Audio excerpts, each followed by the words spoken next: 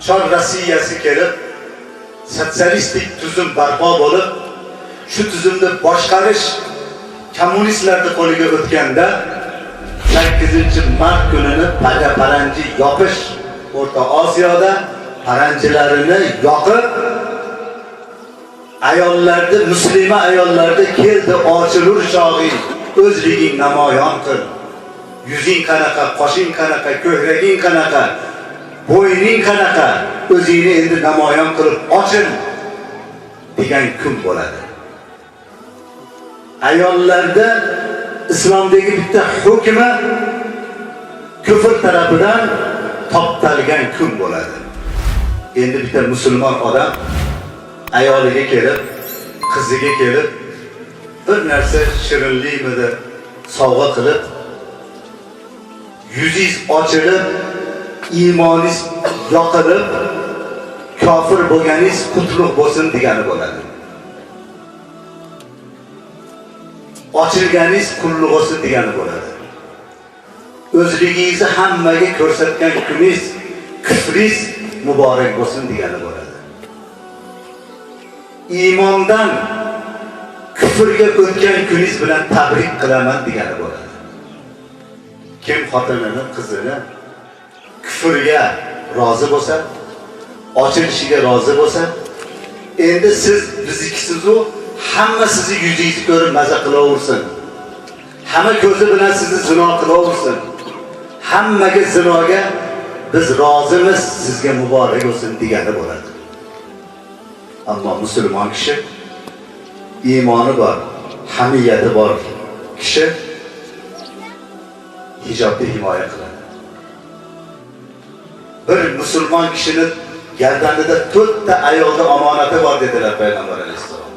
Birinchisi onasi, ikkinchisi ayoli, uchinchisi singlisi, opa-singlisi, to'rtinchisi qizi. Mana shularning ichida onasi agar otasining iymoni zaif bo'lsa, bolasining gardaniga tushadi, onasini himoya qilishligi.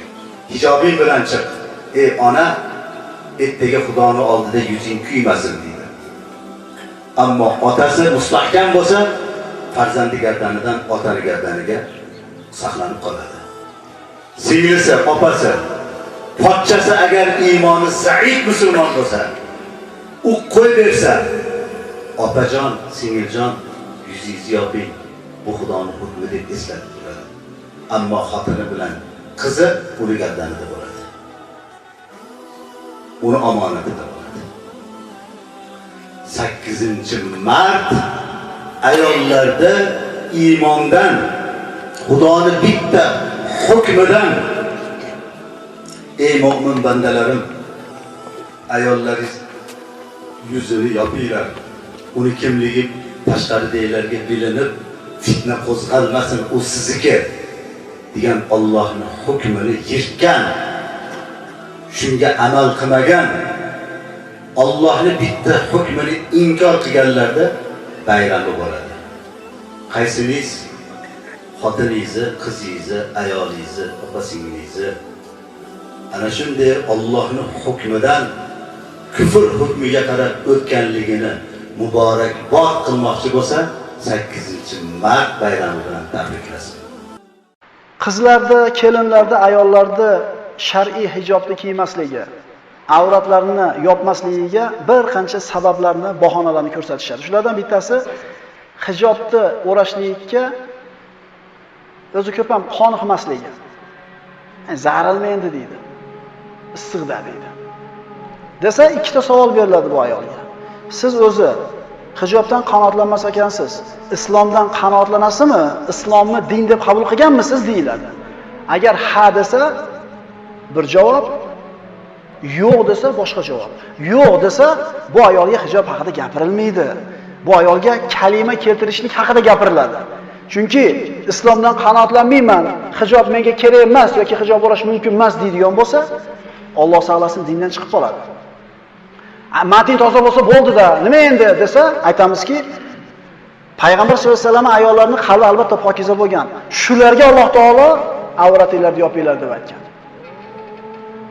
Agar yo'q, men islomdan qanoatlanaman, men musulmonman deb turib hijob o'ramayotgan bo'lsa, aytamizki, quyidagi oyatda eshitmaganmisiz?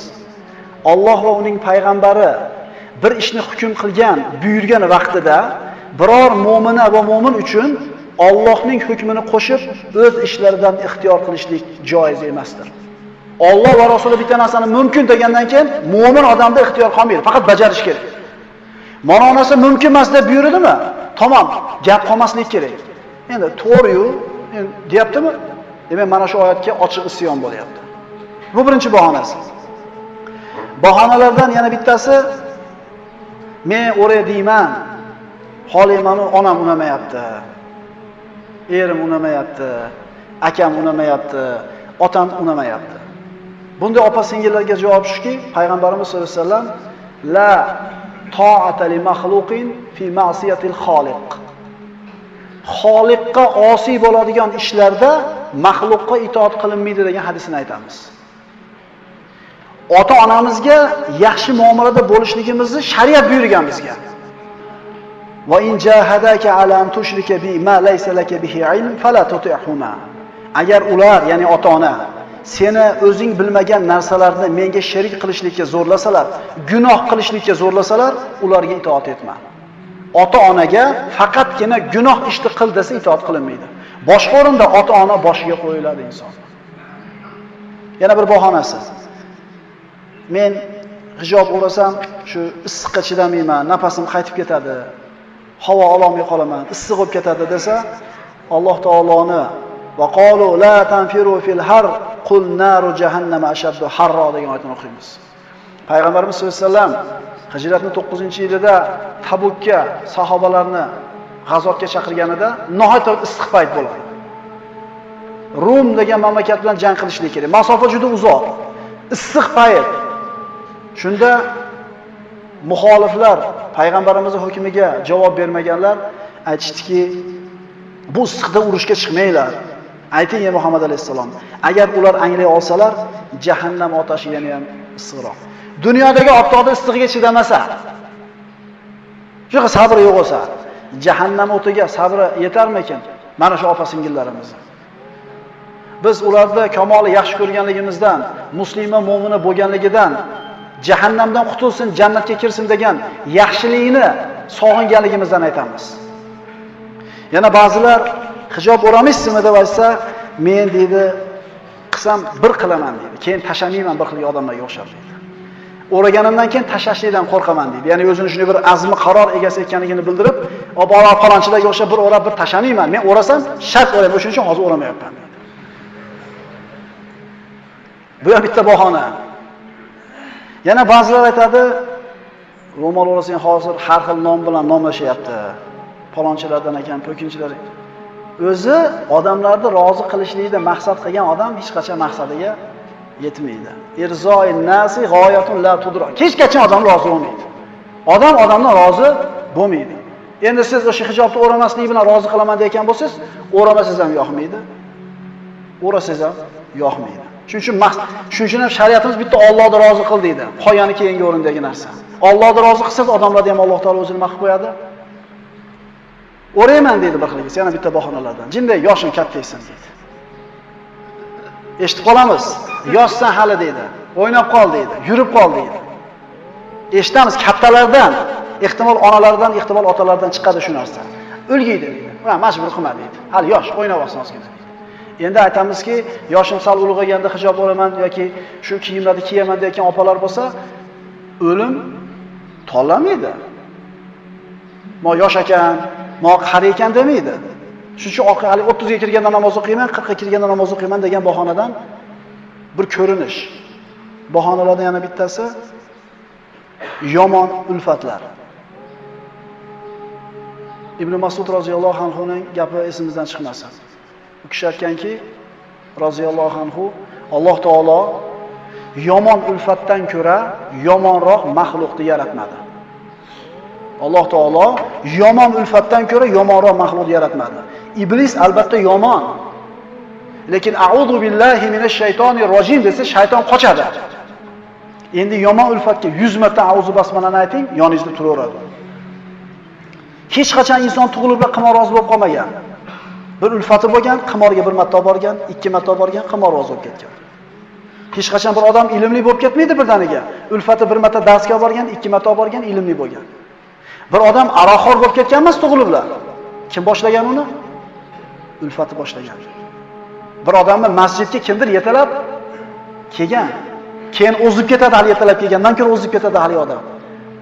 Endi ana shu shar'iy hijobni kiyishlik, avratlarini yopishlikni ha endi bo'ladi endi gapiraveradi bular. Mating toza bo'lsa bo'ldi deyotgan yomon hamrohlari bor. Shu opa-singillarimiz. O'ragiz keladi, yonidagilari chatadi. Bunaqalardan aloqani uzishlik kerak bo'ladi. Yana bir qilgilar aytadi, va oxirgi bahonasi Alloh insof bersa biz ham uramiz deydi. Deydida, ana shu insofsizligini yoki mutabarrij holda turganligini taqdirga yo'yadi. Ha inson tijorat yurishligi uchun yuguradimi sababini qilib? Kasal bo'lib qolsa, mana shu bemorlikni ketkizishlik uchun tabib yugurib yuradimi? Ini Alloh shifo berib, ini tijoratiga baraka beradimi? Inson Alloh taoloning hidoyatiga qarab bir qadam bosish kerak. Hadis qudusiylarda keladi. Banda bir qadam bossa men tomonga qarab, men ikki qadam bosaman deydi. Men tomon qarab yursa men yuguraman deydi. Birinchi qadamni banda qiladi.